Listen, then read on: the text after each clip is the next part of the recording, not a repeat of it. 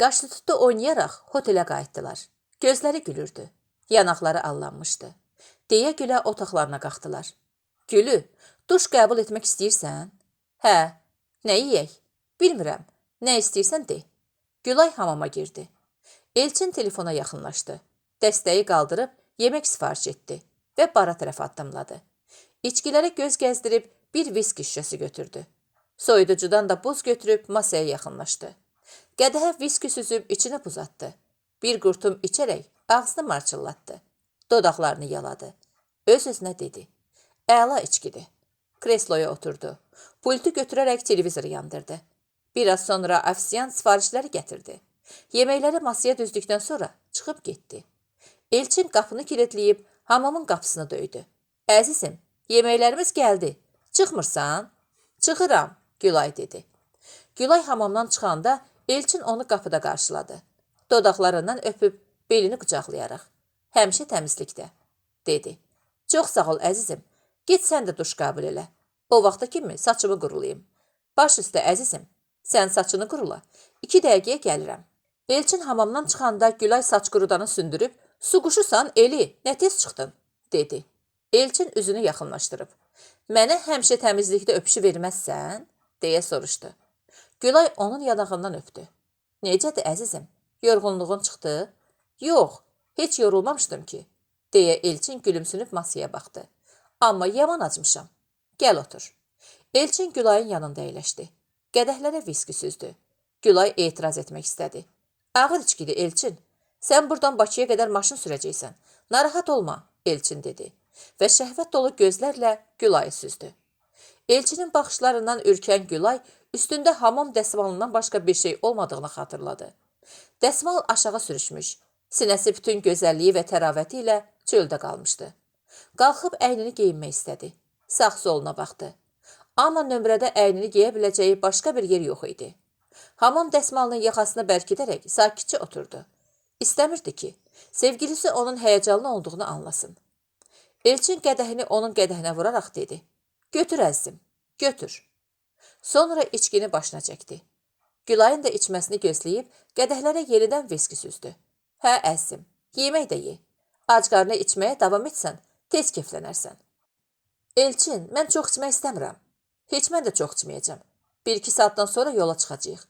Evə çatana qədər özünə gələrsən. Narahat olma. Gülay ilk dəfə tünd içki qəbul etdiyindən beyni dumanlanır. Özünü çox xoşbəxt hiss edirdi. İlk dəfə içki içməyini xatırladı.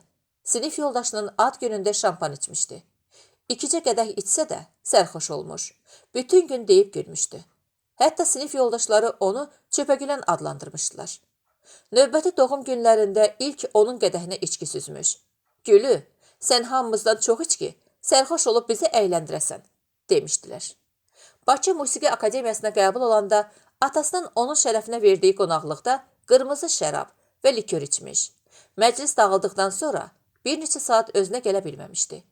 İndi o günləri xatırladıqca qımışırdı. Eyni zamanda dilini dinc saxlamayıb Elçinə söz atır, zarafat edirdi. Yeməklərini yeyib qurtardıqdan sonra Elçin Gülayın əlini dodaqlarına yaxınlaşdırıb öpdü. Yatağımızda oturub söhbət edək. Gülay ayağa qalxmaq istədi. Səndələdiyi üçün hamam dəsmalı açılıb yerə düşdü. Lüt qalmağından utanaraq qışqırdı. Bir əli ilə döşlərini gizləməyə, digər əli ilə əyilib dəsmalı götürməyə çalışdı. Elçin onu qabaqladı. Dəsmalı götürərək Gülaya bürüdü. Onu qucağına alaraq yatağa uzatdı. İçkinin təsiri getmiş, beyni durulmuşdu. Nağıllar aləmindən gerçəkliyə dönmüş. Bütün bədənini çulğalayan şəhvətdən əsər əlamət qalmamışdı. İndi baş-başa qaldığı bircə şey vardı. Vicdanı. Yastığı qucaqlayıb uzandı. Elçin Gülayın titrəyən çiyinlərini oxşayanda qızın göz bulaqlarında toplanan incilər uzun kipriklərindən yastığa dağıldı. Gülay öz-özünə dedi. Niyə axı? Niyə? Utanır.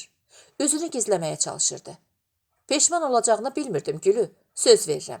Səni yarı yolda qoymayacağam. Heç nə demə Elçin. Getmək istəyirəm. Hamama gir. Hazırlaş gedək. Yolda Gülay ağzını açmır. Elçin də onu danışmağa məcbur etmirdi.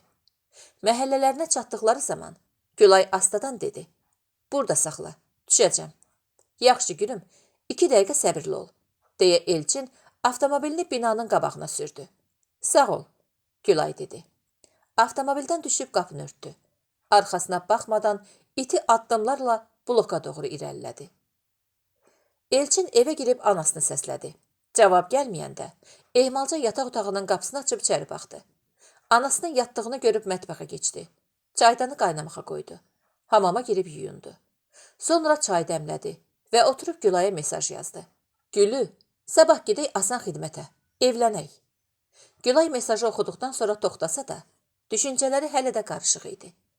Elçin, bilirsən ki, hələ evlənmək üçün tezdir. Amma sənin belə düşünməyini sevindim. Səni sevirəm, Gülü. Elçinin son ismarcını oxuyanda Gülayın üzünə əsrarlı bir təbəssüm qondu. Nəsə yazmaq istədi. Amma fikrindən daşınıb telefonu dolabın üstünə qoydu. Qum saatı. Lazadan döndükdən sonra Gülay Elçinlə münasibətini xeyli soyutmuşdu. O nəinki üz-üzə görüşməkdən qaçırdı. Hətta Elçinin zənglərini cavabsız qoyur. İsmarıcılarına cavab yazmırdı. Elçin inadla Gülaygilin binasının qabağında saatlarla gözləyir. Sosial şəbəkələrdən əlaqə yaratmağa çalışırdı. Lakin bunların heç bir faydası olmurdu.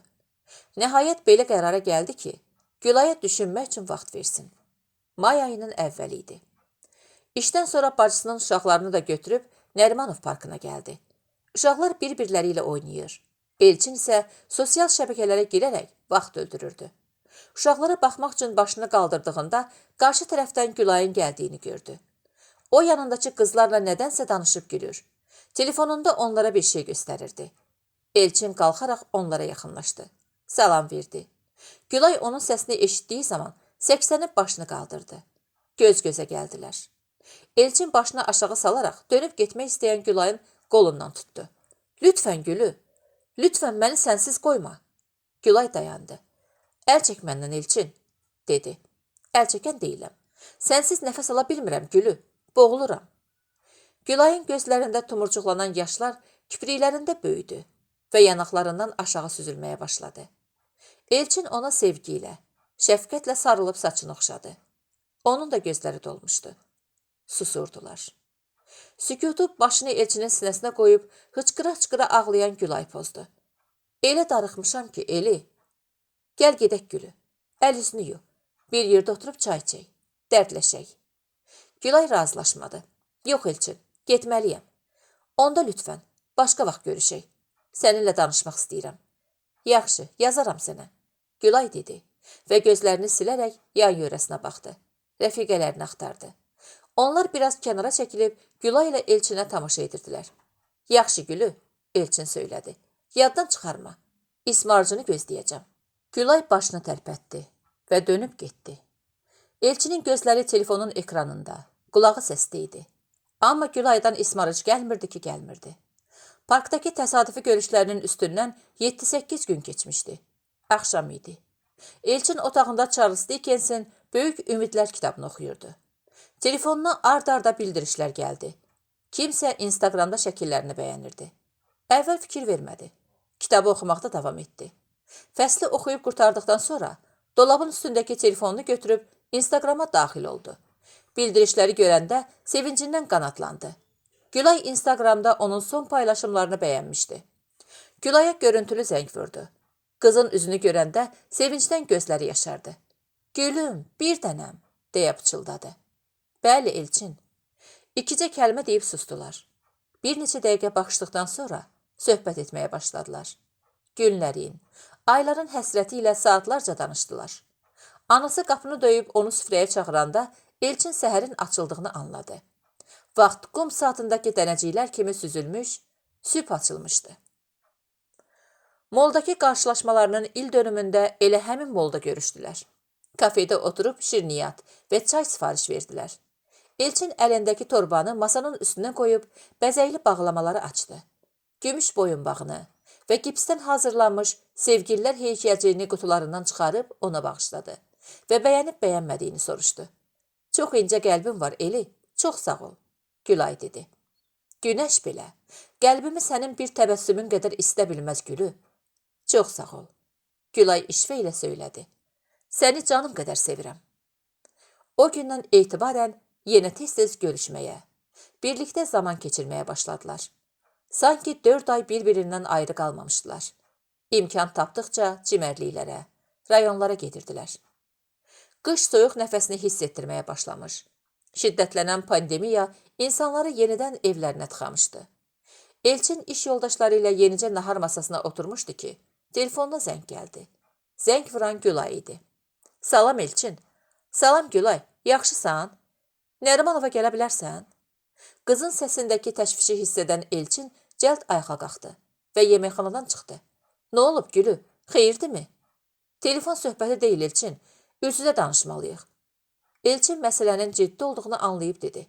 Gəlirəm əzizim, 10 dəqiqəyə çataram. Avtomobilinə oturub mühərriki işə saldı və Nərimanova yollandı. Metro stansiyanın yaxınlığında yer tapıb maşınını əylədi. Gülaya zəng vurmaq istəyəndə onun parkın o biri başında olduğunu gördü. Maşından düşüb iti addımlarla Gülaya yaxınlaşdı. Salamlaşdılar. Elçin Gülayın gözlərinə baxıb dedi. Nə olub Gülü? Qorxutdun məni. Hamiləyəm. Gülay qısaca cavab verdi. Elçin yerindəcə donub qaldı. İki hissi eyni anda yaşamış. Həm sevinmiş, həm də təəccüblənmişdi. Nə? Düz başa düşdüm Gülü. Elçin handan-hana dedi. Hə Eli, bir müddətdir şübhələnirdim. Halsızlıq, ürək bulanması filan. Bugün birdən ağlıma gəldi. Gedib aptekdən test aldım. Cavab pozitivdir, deyə Gülay üstündə 2 qırmızı xətt olan dondurma çubuğuna oxşayan şeyi Elçinə uzatdı. Elçin testi götürüb o tərəf bu tərəfinə baxdı. Testi qıza qaytarıb dedi. Mənim ondan başım çıxmır Gülü. Sən hamiləyəm deyirsənsə, deməli hamiləsən. Çox qorxuram Eli. Anam bilsə, məni öldürəcək. Skamyaya oturdular. Elçin dedi. Gülüm, 2 yolumuz var. Birincisi, elə buradan nigah masasına getmək. İkincisi, uşağı aldırmaq. Hansını istəsən, onu da edək. Elçin hələ evliliyə hazır değildi. Bu sözləri desə də, ürəyində Allaha yalvarırdı ki, Gülay ikinci yolu seçsin. Bilmirəm, axşam qərarımı sənə deyərəm, deyə Gülay ayağa qalxdı. Hələlik Eli, mən getməliyəm. Elçin axşam evə gec gəldi. İşdən çıxıb dostları ilə birgə paba getmiş. 5-6 bakal piv içmişdi. Nəyə görə kefsiz olduğunu soruşan yoldaşlarından məsələni gizlətmiş, heç nə deməmişdi. Hamama girib duş qəbul elədi. Bala, gəl yeməyini ye. Elçin hamamdan çıxdıqdan sonra anası dedi. Yemişəm, narahat olma. Elçin dedi və otağına keçdi. Bir müddət otaqda var-gəl edib, nəhayət Gülaya zəng vurdu. Salam Gülü, axşamın xeyir. Salam Eli, bir şey düşündünmü? Hə Eli, bacımla da danışdım. Qərarımı verdim. Elçin bir anlıq susub ayaq barmaqlarını bir-birinə sürtdü. Dırnaqlarım uzanıb, kəsilməlidir, deyə düşündü. Onun susqunluğu Gülayı təəccübləndirdi. Nə oldu Eli? Qərarım sənin üçün maraqsızdır? Dəlisən Gülü, heç elə şey olar. Demişəm axı, sən nə istəsən, onu edəcəyik. Sabah gedib aldıracam. Gülayın sözləri canına yağ kimi yayılsa da, Elçin özünü o yerə qoymadı. Yaxşı Gülü, hansı xəstəxanaya gedəcəksən? Nəyə görə soruşursan? Yanında olmaq istəyirəm. Ehtiyac yoxdur Eli, çıxanda yığaram gələrsən. Lütfən Gülü, uşaqlıq eləmə. Of Eli, çıxanda yığacam. Gecən xeyrə qalsın, yatıram. Xeyrə qarşı Gülüm, sabah görüşərik. Ertəsi gün Elçin cazı alıb işdən tez çıxdı. Kafeylərin birində Gülayın zəngini gözləməyə başladı. Saat 11-də Gülay zəng edib hansı xəstəxanada olduğunu dedi. 10 dəqiqəyə çıxacağını bildirdi. Gülay xəstəxanadan çıxanda qanı qara idi. Gəlib maşına əyləşdilər. Hara gedək Gülüm? Elçin soruşdu. Hara gedəcəyik? Evə. Gülay cavab verdi. Elçin nəsə demək istədi. Amma susub, sakitcə maşını Nərimanova sürdü. Gülaygilin binasının qarşısında saxladı. Qızı liftə qədər ötürüb dedi. Gülüm, bir şey lazım olsa xəbər et. Sağollaşdılar. Elçin Gülayın hamilə olduğunu öyrəndiyi zaman ürəyində etdiyi duaya görə özünü qınayırdı. Vicdanı qarşısında təmizə çıxmaq üçün Gülayı tək qoymamağa çalışır. Qız özünü yalqız hiss etməsin deyə əlindən gələni edirdi. Buna görə də Gülay bu çətin dövrü tezliklə arxada qoymağı bacardı. Zamanla hər şey düzəldi. Həyat bir çay kimi axıb gedirdi. Yola hazırlıq. Elçin artıq 20 dəqiqədən çox idi ki, Bakı Musiqi Akademiyasının önündə var-gəl edirdi. O tez-tez saatına baxaraq köks ötürür. Öz-özünə deyirdi. Nə vaxt qurtaracaq bu imtahan? Dünən axşam Gülay ona şad xəbəri verib, planladıqları gəzinti üçün anasından icazə aldığını deyəndə sevincindən qanadlanmışdı. Xəbəri eşidən Elçin telefonda sevinclə, bəs atan, onun da xəbəri varmı? Deyə soruşmuşdu. Hə Elçin, xəbəri var. 10 günlük icazə almışam. Ay Gülü, nə yaxşı oldu. Səni şad xəbər olasan. Birlikdə rahat-rahat gedib, gəzib dolaşarıq. Bunun üçün anama təşəkkür etməlisən. Əlbəttə Gülü, mən ona dünyalar gözəli qızını etibar edib yanıma qoşduğu üçün minnətdaram. Əvvəldən anamı necəsə razı sala biləcəyimə inanırdım. Bircə qorxum atamdan idi. Bugün onun da razılığını aldıq. Gülüm, səni qucaqlamaq üçün səbirsizlənirəm. Sabah saat 12-də akademiyanın qabağına gəl. İmtahandan çıxım qucaqlayarsan. Elçin imtahanın bitməsinə yarım saat qalmış, Bakı Musiqi Akademiyasının qabağına gəlmiş. Burada gözləməkdən ağaca dönmüşdü. Son dəfə saatına baxdı. Artıq 12-yə 5 dəqiqə qalırdı.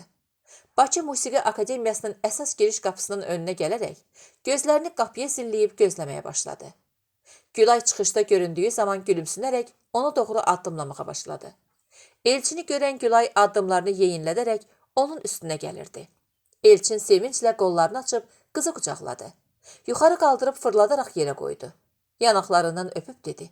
Gülüm, inan mənə. Bu gecə həyatımda keçirdiyim ən uzun gecə oldu. Niyə Eli? Sənə qovuşmaq üçün səbirsizlənirdim ona görə. Amma mənim üçün ən qısa gecə idi. Çünki ailəmdən icazə almağın rahatlığı ilə mışıl-mışıl yatmışam. İnanırsan Eli? McDonald'sdan çıxıb evə gedən kimi anama dedim ki, bəs Elçinlə Türkiyəyə getmək istəyirik.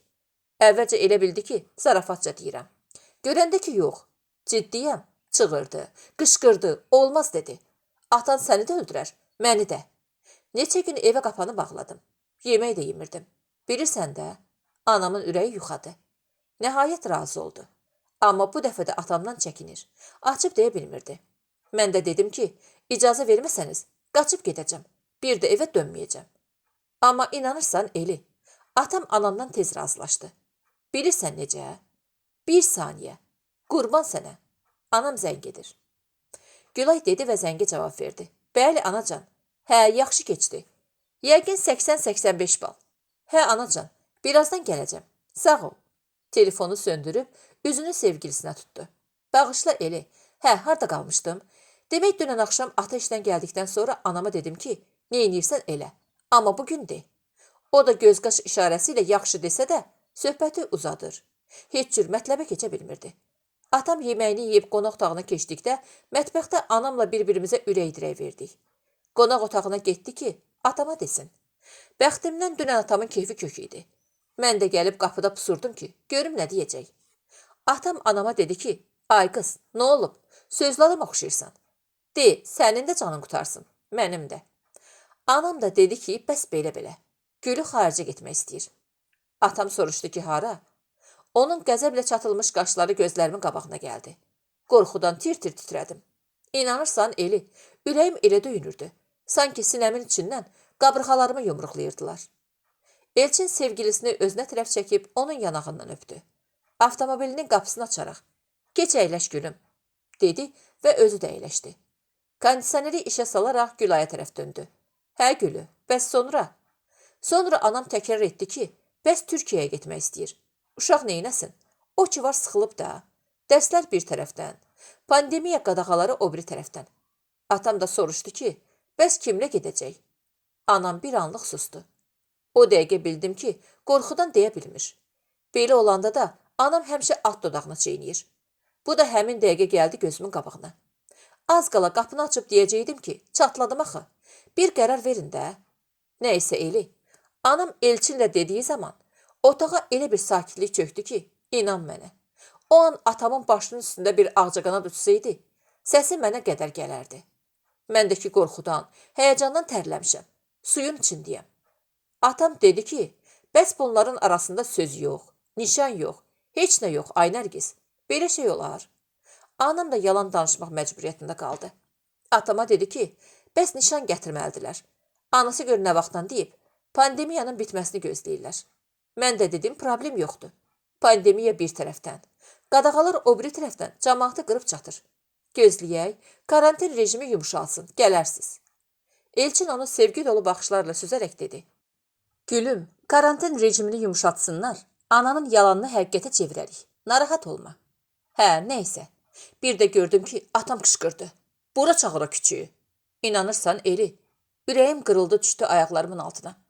Demək atam qapının arxasında gizləndiyimi hiss edib, özü qəsdən elə edir. Hə, neysə. Ağlaya-ağlaya qaçdım mətbəxə. İndi necə ağlayıram?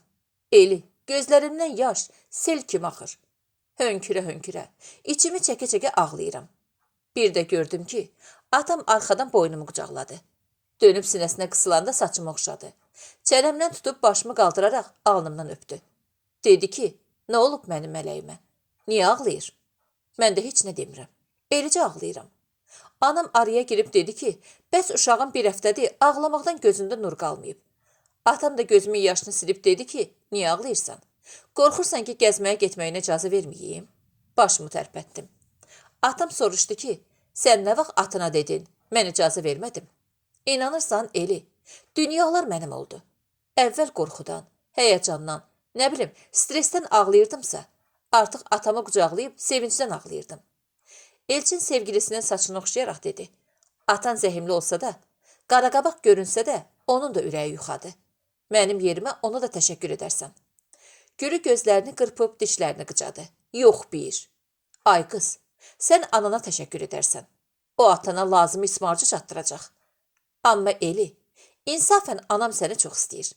Bilirəm canım. İlk dəfə bizi gördüyü zaman ananın baxışlarındakı istiriyi, mehribanlığı hiss etmişdim. Mən də deyirəm, bu qız neçə gündür niyə görüşməkdən qaçır? Bağışla Gülü. Sən evdə o qədər stres, sıxıntı çəkərkən mən düşünürdüm ki, getmək istəmirsən. Ona görə görüşüb danışmaqdan qaçırsan. İnanırsan, bir ara sənə gəzməyə getməyi təklif etdiyim üçün özümü qınayırdım da. Elə şeymi olar Eli? Sadəcə sənin də hiss etdiklərimi yaşayıb, mənlə bərabər üzülməyini istəmirdim. Həm də qorxurdum ki, səsimdən ağladığımı hiss edərsən. Ona görə də ya ismarca baxmır, ya da qısaca imtahana hazırlaşdığımı yazırdım. Doğrudan Gülü, imtahanı necə keçdi? Səncə? Sənə inanıram. Ona görə də keçdiyini düşünürəm. Hə Eli, beləliklə 3-cü kursu da bitirdim. Bir daha təbrik edirəm, deyə Elçin qızın incə əllərindən öpdü. İnşallah. Gələn il bu vaxt məzun olmağını qeyd edərik. Gülay onun gözlərinə sevgi dolu baxışlarla baxaraq dedi. Çox sağ ol əzizim. Gülüm, bu gözəl xəbərləri mütləq yumalıyıq. Olar Elçin, Nizami kinoteatrın yanında kafe var ha, ora gedək. Elçin mühərriki işə salaraq maşını Nizami kinoteatrına tərəf sürdü. Münasib yer taparaq avtomobilinə əylədi. Birlikdə düşüb kafeyə gəldilər. Girişdə şəxsiyyət vəsiqələrini, Covid sertifikatlarını göstərib salona daxil oldular. Bir çaynik çay, şirniyyat sifariş verdilər. Elçin maskasını çıxarıb masanın üstünə qoyan Gülaya dedi. Darıxma əzizim, maskanı tax. Çayımız gəlsin, çənənin altına indirərsən. Gülay heç nə demədən maskasını götürüb taxdı. Türkiyəyə səfər marşrutlarını müzakirə etməyə başladılar. Gülü, mən istəyirəm ki, sabah İran avtobusu ilə Naxçıvana yola düşək.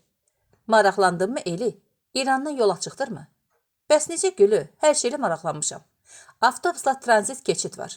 Dünən də səndən şad xəbəri alan kimi, bugün tezdən getdim işə. Məzuniyyət istədim. Gördüm müdür ağzını sürüyür. Öz hesabıma məzuniyyət istəməyin barədə ərzə yazıb qoydum masasına. Çıxdım. Birdən icazə verməsələr? Yox ay qız, niyə vermirlər? Bu mənim hüququmdur. Həm də elə də çox istəməmişəm ki, cəmi cümlətanı bir həftəlik istəmişəm. 5-ci gün məzuniyyətim bitir. 6 bazarla birlikdə 9 gün edir. Bizə daha artıq nə lazımdır? Deməli, bugün məzuniyyətinin 1-ci günüdür. Hə Gülü, ona görə deyirəm ki, ən gecə sabah tezdən çıxaq. İnanırsan, məndən olsa, elə bugün axşam avtobus ilə yola düşərik. Gecələr də avtobus gedir. Hə Gülü, gecə səfərlər də var. Sabah çıxarıq Eli. Oldu həyatım. İndi gedəndə xarici pasportunu verərsən ki, bilet alım. Səhər saat 7-də səni götürəcəm. Özümlə nəsə götürməyimə ehtiyac varmı? 1-2 dəst dəyişək götürərsən və salam. Yaxşı Eli, onda qalxaq. Elçin Gülayın pasportunu götürüb birbaşa Avtovazala getdi. Ertəsi gün üçün Naxçıvan avtobusuna aldığı biletlərin şəklini çəkib, ürək işarəsi ilə birlikdə Gülaya göndərdikdən sonra evə gəldi. Yeməyini yedikdən sonra WhatsApp-a daxil olub, biraz dostları ilə yazışdı. Sosial mediada biraz vaxt keçirdikdən sonra Gülay ilə yazışıb səfər hazırlığının necə getdiyini xəbər aldı. Axşam tərəfi eyvana çıxıb siqaret çəkə-çəkə şəhərə tamaşa etdi. O əslən Bakılı olmasa da, Bakını ən az Bakılılar qədər sevirdi. O ilk addımlarını bu mənzildə atmışdı. Valideynləri Azərbaycanın ayrı-ayrı yerlərindən Bakıya oxumağa gəlmiş. Bu şəhərdə tanış olub evlənmişdilər. 2 bacısı doğulmuş. 7-8 il sonra da o, atasının oğul həsrətinə son qoymuşdu. Bacılarından biri xəstəxanaların birində həkim, digəri isə ali məktəblərdən birində müəllim işləyirdi. İkisinin də ailələri, uşaqları başlarını qatmışdı. Bayramdan bayrama görüşürdülər. Bəlkə də ailə üzvləri arasındakı münasibətlərin getdikcə soyuqlaşmasında atasını bir neçə il öncə qəfil ürək tutmasından itirmələrinin də rolu var idi. Saatına baxıb öz-özünə dedi, yəqin işdən gələrlər. Siqaretin kötüyünü eyvandakı zibil qabına atdı. Həyətə düşüb avtomobilinə əyləşdi. Əvvəlcə böyük bacısı ilə getdi. Onun arada bir xəbər vermədən gəlməyinə adətkarda olduğundan bacısı təəccüblənmədi. Qardaşının yanağından öpüb soruşdu. Adə, anamı niyə gətirmədin? Yoxsa evdən gəlmirsən? Elçin qapının ağzında dayanıb. İçəri keçməyəcəm Nigar, dedi və əlindəki torbanı bacısına uzatdı. Mağazadan uşaqlar üçün aldım. Niyə keçmirsən? Gəl otur bir çay iç, gör nə vaxtı görüşmürük. Biz də sənin üçün darıxmışıq. O gün uşaqların atasına deyirdim ki, bir gün gedək, anam geri görək. Onu tanıyırsan da, onsuz da evdən çıxan deyildi. İndi də xəstəliyin qorxusundan heç çıxmır. İşdən evə, evdən işə. Bizi də qoymur harasa gedək, deyən Nigar Elçinin qoluna girərək onu qonaq otağına gətirdi. Elçin divanda oturub dedi, hə bacı, bu pandemiyada qohumları bir-birinə yadlaşdırıb. Yanına gələn uşaqları qucaqlayıb öpdü. Hərəsinə 20 manat verdi. Balalarım özlərindən nə istəsələr alsınlar. Adə, pulunu qoy cibinə, uşaq neyniyir pulu? Deyə Nigar etiraz etmək istədi. Lakin Elçin razılaşmadı. Dayı pulu bərəkətli olar. Sən bizim işimizə qarışma. 2 dəqiqə gözlə, çay gətirim. Yox bacı, içmirəm. Hələ Nərmingilə də gedəsiyəm. Anam yaxşıdırmı? Öz işlərin necədir? İdmanın daşını atandan siqaretə başlamısan deyəsən. Hə, ana yaxşıdır. Pandemiyaya görə bütün zallar bağlandı. Mən də bekarlıqdan başladım siqaretə. Türkiyəyə gedirəm. Ona görə gəldim uşaqları görüm. Həm də oradan sizə nə getirməyimi istədiyinizi soruşum. Sənin sağlığın. Heç nəyə ehtiyac yoxdur. Nə yaxşı, Ayılçın? Xeyirdirmi? Gəzməyə gedirəm. Lap yaxşı. Bu həyatda insana elə gəzmək qalır. Get gəz, istirahət elə. Bir şeyə ehtiyacın varmı? Sağ ol bacı, heç nəyə ehtiyacım yoxdur. Deyə Elçin ayağa qalxdı. Uşaqları bir daha öpüb evdən çıxdı. Nərmingilə gəldi. Amma qapını üzünə açan olmadı. Pilləkəni düşərkən bacısına zəng vurdu. Salam bacı, salam Ayılçın, necəsən? Anam necədir? Evdə işitdə salamatlıqdırmı? Hə bacı, yaxşılıqdır. Evdə də hər şey qaydasındadır. Xeyirdirmi Ayılçın? Türkiyəyə gedəcəm. Ona görə gəlmişdim ki, uşaqları görüm. Uşaqları da götürüb gəlmişəm dəniz qırağına. Dedim biraz hava alsınlar. Neçə vaxtı şəhərə, bazara da çıxa bilmirik. Türkiyədə nə işim var? Xeyirdirmi? Elə belə, bir həftəlik gəzməyə gedirəm. Sağ get, salamat gəl. İmkan olsa, sən getməmiş görüşərik. Hələ də görüm nə vaxt çıxacaqsan. Səhər tezdən. Hə, yaxşı. İmkan olsa görüşərik. Görüşə bilməsək də, sənə yaxşı yol. Sağ salamat get, gəl. Oldu bacı, sağ ol. Blokdan çıxıb maşınına mindi. WhatsApp-a daxil olub Gülaya mesaj yazdı. Salam Gülü, axşamın xeyir. Salam Elçin. Necəsən? Yaxşısanmı? Sağ ol. Sən? Hər şey qaydasındadır. Hazırlaşırsanmı? Hə, Eli. Salondan biraz əvvəl gəlmişəm. Əşyalarımı yığıram. Sabah idman stilində geyinərsən. Yaxşı. Oldu Gülü. Mən də gedim hazırlaşım. Hardasan ki? Bacımgilə gəlmişdim. Oldu Eli. Get hazırlaş. Axşam danışarıq. Elçin binalarının yaxınlığındakı supermarketə gəldi. Xeyli bazarlıq edib kassaya yaxınlaşdı. Aldıqlarını pulunu ödəyərkən bir neçə torba ərişdə, qənd, çay və 2 şişə yağ alıb masanın üstünə, imkansız adamların götürməsi üçün ayrılmış ərzaqların yanına qoydu. Marketdən çıxarkən pandemiya xalqımızın yardımlaşmaq, əl tutmaq kimi nəcib duyğularına nə qədər canlı olduğunu göstərdi, deyə düşündü. Evə gəldiyində anası işdən gəlmişdi. Mətbəxdə yemək hazırlayırdı. Salamlaşdılar. İşlərin necədir Elçin?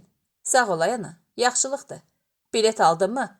Hə ana, sabah 1-ci avtobusla yola düşürük. Çay varmı? Hə bala, elə indi dəmləmişəm. Gəl otur süzüm. Haralara gedəcəyinizi planlaşdırmısınızmı? Hə ana, İğdırdan Ankara'ya gedəcəyik. Oradan Trabzona. Sağ-salamat gedib gəlin ay bala, qadın dedi. Və çay süzdüyü stəkanı qəndqabı ilə birlikdə Elçinin qabağına qoydu. Çayını içdikdən sonra Elçin əşyalarını yığdı. Sonra WhatsApp-a daxil olub Güla ilə mesajlaşmağa başladı. Qıza tapşırdı ki, tez yatsın. Elçin yuxudan oyananda hava işıqlanmamışdı. Yarıqaranlıq otaqda saatına baxıb əqrəbləri seçməyə çalışdı. Hələ saat 5-ə qalırdı. Üstünü açıb gərnəşdi. Yerindən qalxmağa tənbəllik edirdi. Bir neçə dəqiqə sonra qalxıb çarpayısında oturaraq ayaqlarını yerə sürtə-sürtə çəkələklərini axtarıb tapdı. Üz-gözünü ovuşdurub əsnədi. Bir daha saatına baxdı. Bu saatı ona doğum günündə Gülay bağışlamış. Öz əlləri ilə qoluna taxmışdı. Elçin həmin gündən bəri onu qolundan çıxarmamışdı. Əynini geyindi. Mətbəxə keçib çaydanı ocağın üstünə qoydu. Duş qəbul edib üzünü qırxdı. Hamamdan çıxanda su artıq qaynamışdı. Anası onun səsinə oyandı. Gəlib çay dəmlədi. Elçin saçını qurulaya-qurulaya yaxınlaşıb anasının üzündən öpdü. Hava işıqlanmamış niyə durmusan, ay ana? Gedirsən də ay bala. Gəldim ki, yemək hazırlayayım. Narahat olma, bir çaydır da, içib gedəcəm. Heç elə şey mi olar? Deyə qadın soyuducudan yağ, pendir çıxartdı. Soyduğu qaynanmış yumurtaları masanın üstünə qoydu. Elçinin çayına 3 qaşıq şəkər atıb qarışdırdı və dürmək hazırlamağa başladı. Dik geç otur, çayını iç. Qoy qalıb, özüm hazırlayaram. Anası Elçinin sözünə əhəmiyyət verməyib, iri bir dürmək düzəltdi. Yola çıxırsan, əməlli ye ki, ürəyin üzülməsin. Çox sağ ol, mənim qayıqkeş anam, deyə Elçin dürməyi alıb yeməyə başladı. Saat neçədə avtovağzalda olmalısan? Saat 8-də orada olacam. Avtobus 9-a 15 dəqiqə işləmiş çıxır. Elçin Gülay ilə gedəcəyi barədə evdə bir söz demədiyindən, indi də nəsə deməyə artıq hesab elədi. Yeməyini yeyib qurtardıqdan sonra saatına baxdı. Artıq 7-yə işləmişdi. Gülaya mesaj yazdı. Quzum, hazırlaş. Gəlirəm səni götürəm. Elçin çantasını götürüb evdən çıxmaq istəyəndə qadın ondan soruşdu. Oğlum, yolda lazım ola biləcək hər şeyi götürmüsənmi? Hə ana, hər şeyi götürmüşəm. Evdən çıxmadan düşün. Birdən nəsə yadından çıxıb qalar. Yoldan qayıtmayasan. Yox ay ana, hər şeyi götürmüşəm. Sənədin, biletin üstündədirmi? Elçin anasının hər şeyi yerli yataqla dəqiqləşdirmək istədiyini gülümsünərək dedi. Onlar maşındadır, narahat olma. Anası onunla birgə binanın həyətinə düşdü. Qucaqlaşıb öpüşdülər. Elçin avtomobilinə əyləşib mühərriki işə saldı. Maşın binanın həyətindən çıxanda qadın qayıdıb evə getdi. Tranzit səyahət. Onlar avtovağzala çatanda saat 8-ə qalırdı. Avtomobili dayanacaqda əyləyib çantaları götürərək 3-cü mərtəbəyə qalxdılar. Yüklərini gömrük yoxlamasından keçirib bagaja verərək avtobusun yanına gəldilər. Biletlərini sürücünün köməkçisinə göstərdilər. Avtobusa minərək yerlərini keçdilər. Gülay ətrafına baxıb, bu antikvar avtobusun markası nədir? Deyə Elçindən soruşdu. Şahab, İranın yerli istehsalıdır. İranın avtobusları komfort baxımından biraz geri qalır. Bizim bəxtimizə də beləsi düşdü. Naxçıvana gedən normal avtobus yoxdurmu? Əlbəttə var. İstəyirsən düşək, başqa avtobusda yer taparıq. Birdən tapa bilməsək, onda axşam reysinə bilet almalı olacaq. Gülay dodaqlarını büzərək dedi. Yox Eli, gedək. Eybi yoxdur. Birazdan avtobus yola düşdü. Gülay üzünü pəncərəyə tərəf çevirib çölə tamaşa etməyə başladı. Elçin Gülayın əlindən tutaraq soruşdu. Nə olub Gülü? Nə düşünürsən? Heç Eli, heç nə düşünmürəm. Yaxşı əzizim, mən biraz yatım. Yuxumu ala bilməmişəm, gözlərim yumulur. Deyə Elçin oturacağın söykənəcəyini arxaya çəkdi. Yerini rahatlayıb gözlərini yumdu. Gülay onu dümsüyləyərək oyatdığı zaman saat 12-yə işləmişdi. Ayılıb key-key ətrafına baxdı. Hardayıq? Deyə soruşub pəncərədən çölə boylandı. Gömrüyə çatırıq, bir şey qalmayıb. Sən də yuxlaya bildinmi çiçi? Yox ay Eli, mən oturduğum yerdə yata bilmirəm. Niyə oyatmadın bəs? Söhbət edərdik. Gülay gülümsünərək dedi. Eli qəşəng yatmışdın ki, Eli, oyatmaq istəmədim. Pasport əllərində, çanta çiyinlərində addım-addım irəliləmək əsəblərini tarıma çəkmiş. Məmurların əşya və sənədləri nazlana-nazlana yoxlamaları onları əməlli başlı tıncıxdırmışdı. Gülay qarşısındakı vətəndaşlardan birinin pasportunu vərəqləyərək masanın üstünə atıb çay içməyə gedən məmuru gözləməkdən hiddətlənən insanlara baxır. Burada nə axtardığını düşünürdü. Tər içində qalan kişilər yaylıqları ilə boyun boğazlarını qurulayır. Qadınlar köks ötürür. Uşaqlar ağlaşıb analarına sırmaşırdılar. Heç kəsin cavab verə bilmədiyi yenə nə olub ki yoxlayıb buraxmırlar? Sualı ağızdan ağza dolaşırdı. Bir tərəf bölgədə qalanlar günəşin altında qovrulur, gömrük binasına keçə bilənlərə həsədlə baxırdılar. İran ərazisinə addım atdıqları zaman Gülay başını örtməyə məcbur oldu. Bu onda heç də xoş təəssürat yaratmadı. Deyəsən elçinin İranlılar barəsində dedikləri doğrudur, deyə düşündü. Elçin Gülayın ürəyindən keçənləri anlayıbmış kimi ona təsəlli verməyə çalışdı. Çiçi, başını örtməyə məcbur olduğuna görə qanın qaralmasın. Hər ölkənin bir qanunu var. Bunların qanunları da belədir. Gülay onun sözünü kəsdi. Necə yəni qanunları belədir, ay Elçin? Belə şey olar. Mən İrana qonaq getmirəm. İrandan tranzit keçirəm. Məyər alnımda müsəlman yazılıb? Bəlkə hansısa başqa bir dinə sitayiş edirəm, ya da ateistəm. Bunun İranlılara nə dəxli var? İnsanı başını örtməyə məcbur etmək nə deməkdir? Hələ sən o pasporta peçat vuranın geçixanalığına bir bax. Deyir, xoşun gəlmir, İrandan keçmə. İstədim deyəm ki, alın dövlətinizi, soxun gözünüzə. Sənə görə sustum ki, əsəbləşməyəsən. Nəhayət, gömrük keçid məntəqəsindəki 2 saatlıq yoxlama bitdi. Avtobuslarla yoxlanışdan gəlməsini gözləyirdilər. Elçin Gülayı sakitləşdirməyə çalışırdı. Əzizim, görürsənmi? Evdən 4-5 saat qabaq çıxsaq da, macera və adrenalin dolu anlar yaşamışıq. İndi sən təsəvvür et ki, səyahət ərzində nələr görəcəyik. Özün də hər mənasız şeyə görə əsəbləşmə. Mənim ağ çiçəyimə, gülümə təbəssüm yaraşır. Belə soyuq münasibətdən sonra adamın üzündə təbəssüm qalar, deyə Gülay hiddətlə dişlərini qıcadı. İnan Eli, mən bunların əzazilliyini gördüm. Naxçıvan cəmaatına yazdığım gəldi. İndiyədək Naxçıvanlı tələbə yoldaşlarım biz blokadada yaşayırıq deyəndə gülürdüm. Prezidentin yerinə olsam, təyyarə biletlərini pulsuz eləyərəm. Vətəndaşlarımın bu işgəncəni çəkməsinə razı olmaram. Sən Allahına şükür et ki, biz dünyəvi dövlətdə yaşayırıq. Kimsə başqasının geyiminə, keçiminə, inancına qarışmır. Əgər İranda ya da hansısa ərəb ölkəsində yaşasaydın, çölə bayıra çadırda çıxacaydın. Ərin səndən başqa 3 arvad alacaqdı. Qısqanclıqdan çatlayacaqdın. Bizim Rəsulzadə kimi, Xoyski kimi, Yusif bəyli, Qaspıralı kimi uzaq görən babalarımız hələ 100 il qabaq şərqdə ilk dünyəvi dövləti qurmuşdular. Qadına seçilmək hüququ vermişdilər. Gülüm, mən iqtisadiyyatçı olsam da vətənimizin, millətimizin tarixi ilə bağlı zəruri şeyləri bilməyə, öyrənməyə çalışıram. İxtisasınla heç bir əlaqəsi olmasa da, bu cür tarixi məsələlərlə maraqlandığın üçün səninlə qürur duyuram. İnsanın öz tarixini bilməsi ilə öyünməsi, bununla qürur duyması məncə düzgün deyil. Bu hər bir insanın borcudur. Mən də elə bunu deyirəm. Təhsil sistemimizdə cümhuriyyəti quran babalarımızın təbliğ edilməməsi bir yana, millət olaraq da onlara qarşı vəfasızlıq edirik. Bugün Azərbaycanda cümhuriyyəti quranlardan heç olmasa birinin məzarını göstərə bilərsənmi? Göstərə bilməzsən. Çünki burada ölənlərin məzarı yoxdur. Xaricdə ölənlərin isə nəşini gətirmək üçün heç bir iş görülmür. Çünki məmurların başı başqa şeylərə qarışıb.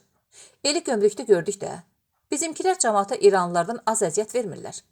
Gülay, yenə müxalifətçi damarın tutmasın. Bu barədə sonra danışarıq. Eli, mən müxalifətçi deyirəm.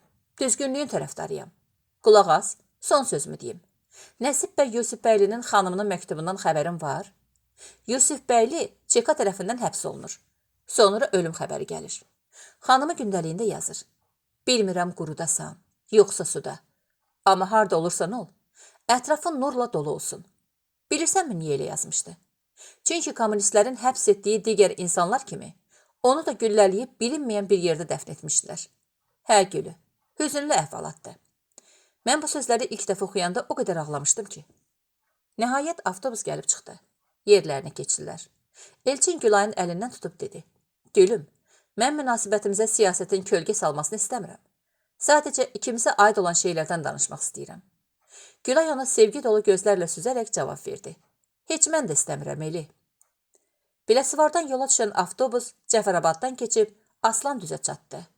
Yolun sonunda Azərbaycanın işğaldan azad edilmiş, amma 30 il boyunca talanıb, izsiz çöllərə çevrilmiş torpaqları uzanırdı. Xudafərin körpüsünün yanından keçdikləri zaman Elçin köks ötürdü. Çiçi, qismət olsa, bir dəfə də gəlib azad olunmuş torpaqlarımızı gəzərik. Körpünün üstündə əzəmətlə dalğalanan bayrağın fotoşəklini çəkməyə çalışan Gülay Elçinə tərəf dönmədən dedi. Hə Eli, tətil bitməmiş, Şuşaya gedərik. Türkiyədən qayıdan kimi 2 bilet alaram, gedərik. Ancaq bəri başdan deyim, səhər gedib axşam gələcəyik. Elə niyə? Şuşada gecələməyə yer yoxdur ki? Əlbəttə var Gülü. 5 ulduzlu hotellər tikiblər. Elə isə getmişkən 1-2 gün qalarıq da. Məsələ burasındadır ki, hələlik bir günlük portal açırlar. Əgər çox qalıb Qarabağın hər tərəfini gəzmək istəyirsənsə, gərək bir müddət səbr edəsən. Gülay qısaca dedi. Day bir günlük nəyə gedirik? Sonra Snapchat'a girərək çəkdiyi şəkilləri düzəltməyə başladı. Qoşabulağa çatdılar. Yaşayış məntəqəsinin içindən keçərək Nənənva yoxuşunda bir-birinə yaxın 3 tuneli keçdilər. Nurgüz gömrük məntəqəsinə aparan yolda Elçin Gülayın çiyninə toxunaraq dedi. Sağa gedən yol Mehriyə aparır. Hə, müharibə vaxtı Nurgüz adını eşitmişdim. Güney Azərbaycanlılar buradan Ermənistana yardım aparan avtomobil kərvanlarının qarşısını kəsib, maşınlardan bir neçəsini yandırmışdılar. Culfaya nə qədər qalıb? Dəqiq bilmirəm. Yəqin 1 saata çatarıq. Olduqları yerdən Ordubad görünürdü. Telefonları şəbəkəyə qoşulduğundan avtobusun pəncərəsindən çəkdikləri şəkilləri Instagramın hekayə bölməsində paylaşdılar. 4 saat yarımlıq yoldan sonra avtobus Güney Culfasına çatdığı zaman həm oturmaqdan yorulmuş, həm də acmışdılar. Avtobus yanacaq doldurma məntəqəsindən savayı heç yerdə dayanmamışdı. Gömrükdə avtobusdan düşdükləri zaman Gülay yorğun gözlərlə Elçinə baxıb dedi. Bu cəmaatı düşünən yoxdur. Heç kim demir ki, yolda saxla, çay içək, yemək yeyək. Elçin Gülayın əlindən tutdu. Pandemiyadan əvvəl avtobus Aslandüzdə yarım saat dayanırmış. Amma indi heç yerdə saxlamırlar. Hətta Biləsuvara girməmiş, pasportlarımızı yığdılar. Doğrudan bəs nə vaxt qaytaracaqlar? Bizim tərəfə keçdikdən sonra. Elə niyə? Qorxurlar ki, birdən kimsə İranda qalar. Qalıb neyniyəcək, ay Elçin? Nə bilim Gülü, deyə Elçin kədərlə köks ötürdü. İstəyirdim Culfada selfie çəkək. Canın sağ olsun. Körpünün ortasında çəkdirib paylaşarıq. İran tərəfinin gömrük və pasport yoxlamasından keçdilər. Bir tərəf bölgədə, körpünün tən ortasında sürahiyə söykənərək selfie çəkdilər və Instagramın hekayə bölməsində paylaşdılar. Gülay baş örtüsünü çıxarıb Arazın sərin sularına atanda, gözü bayaqdan onları izləyən İranlı sərhədçiyə sataşdı. Sanki bir anda bədəni buzladı. Cəld Elçinin əlindən tutdu və kəkələyərək dedi. Gedək Eli, gedək buradan. Heç nədən xəbəri olmayan Elçin. Gülü, nə oldu sənə? Rəngin niyə ağardı? Deyərək Gülayı saxlamağa çalışdı. Gəl Eli, gəl deyəcəm. Sərhəd qoşunlarımızın körpünün çıxışındakı postuna yaxınlaşdıqları zaman Gülay hələ də özünə gəlməmişdi. Burada dayanıb gözləyən avtobus sürücüsünün köməkçisi hər kəsin pasportunu özünə qaytarırdı. Onlar pasportlarını alaraq ilkin yoxlamadan keçib, torpaqlarımızı addım atdıqları zaman Gülay dərindən nəfəs aldı və Elçinə dedi. Bakıya təyyarə ilə qaytarıq. Niyə Gülü? Nə oldu? Görmədin? Nəyi? Bayaq sən şəkillərimizi paylaşanda başımdakı örtünü çıxardım. Hə, nə olsun? Bir qulaq as da, deyə Gülay dişlərini qıcadı. Yaxşı, qulaq asıram. Qəfildən gözüm İranlı sərhədçiyə sataşdı. Onun gözlərində elə bir dəhşətli ifadə var idi ki, bədənim ürpəşdi. Necə ifadə Gülü? Deyə Elçin sevgilisinin saçını sığalladı. Məncə, ən qəddar qatillərin gözlərində olur elə ifadə. Buz kimi soyuq, güllə kimi deşici. Keçdi Gülü, keçdi. Söz verirəm, o adamları bir də görməyəcəksən. Gülay ürəklənib Elçinin sinəsinə qısıldı. Onlar söhbət edə-edə gəlib, öz gömrük məntəqəmizə çatdılar. Yoxlamalardan keçib, həyətdə avtobusun gəlməyini gözlədilər. Hava artıq toranlaşmağa başlamışdı. Gülay şiddətli küləkdən qorunmaq üçün Elçinə qısılaraq dedi.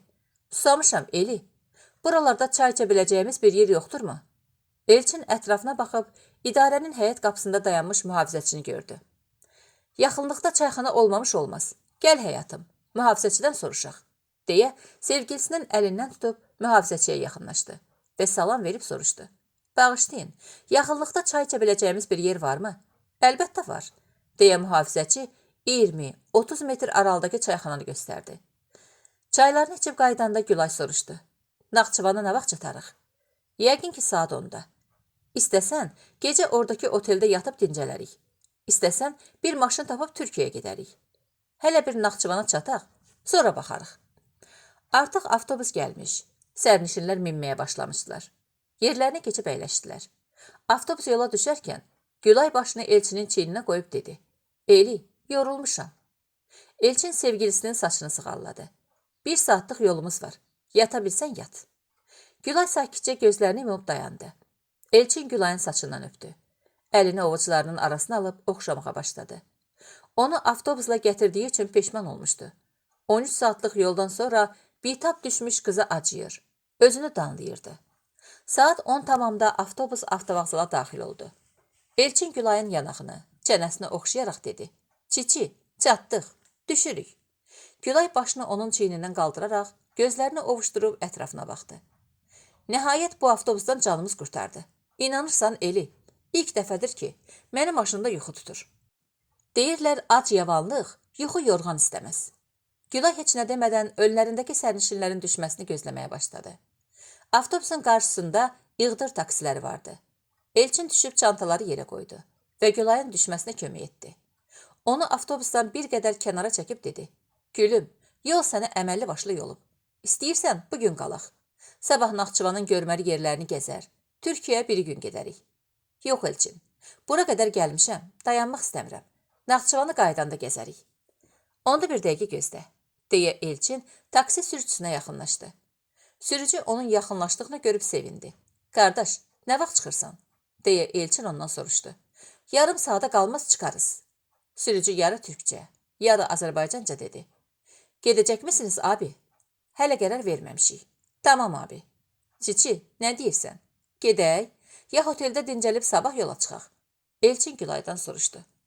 Buradan İğdıra neçə saatlıq yolumuz qalıb? Elçin bunu taksi sürücüsündən soruşdu. Sürücü cavab verdi. Abi, 170-180 kilometr yolumuz var. Gecə olduğu üçün gömrükdə çox yubanmarıq. Ən gecə 3 saata çatarıq. Çiçi, yorğunsansa qalaq. Yox Eli, yarım saat vaxtımız var. Gedib çay içək. Çantalarını taksiyə qoyub avtovağzalın binasına daxil oldular. Əl üzlərini yuduqdan sonra çayxanada əyləşib şirniyyatla çay sifariş etdilər. Elçin qarşısında əyləşən Gülayın şişkin gözlərini, sallaq çiyinlərini baxışları ilə oxşayıb dedi. Çiçi, bilirsən, yorulmaq sənə yaraşır. O necə olur elə?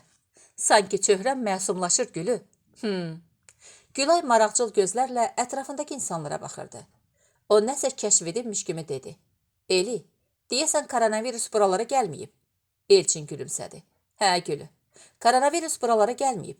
Mənim Naxçıvanlı dostlarımın deməyinə görə, nəinki məktəblər, universitetlər belə bağlanmayıb. Hətta burada heç vaxt karantin rejimi tətbiq olunmayıb. Maraqlıdır. Statistikaya baxanda da görürsən ki, Naxçıvanda Covid-ə yoluxanların sayı çox azdır. Mən statistikaya inanmıram. Ola bilər gülü. Amma bu, gerçəkləri dəyişmir. Hansı gerçəkləri? Əgər burada çoxlu sayda yoluxan ya da ölən olsaydı, xəbərlər ağızdan ağza yayılardı. Amma görürsən ki, elə bir şey yoxdur. Bu vaxt taksi sürücüsü onlara yaxınlaşıb yola çıxmaq istədiyini dedi.